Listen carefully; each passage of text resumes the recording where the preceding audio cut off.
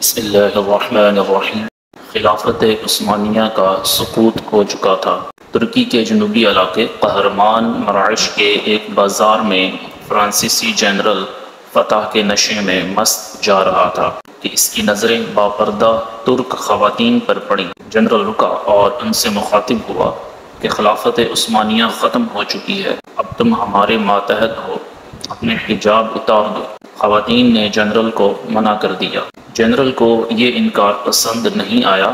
اس نے اپنا ہاتھ ایک خاتون کے حجاب کی طرف بڑھایا کہ حجاب نوچ لے۔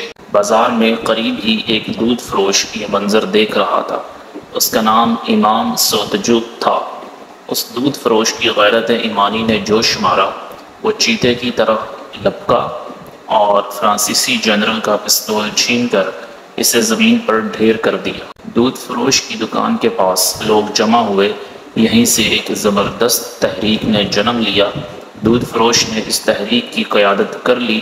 وہ راتوں رات دودھ فروش سے آزادی کا ایک لیڈر بن کر ابھرے اور تھوڑے ہی عرصے میں پورے قہرمان مراعش کو فرانسیسی استعمار سے آزاد کروا لیا۔ وہ دودھ فروش پوری ترک قوم کا ہیرو بن گیا۔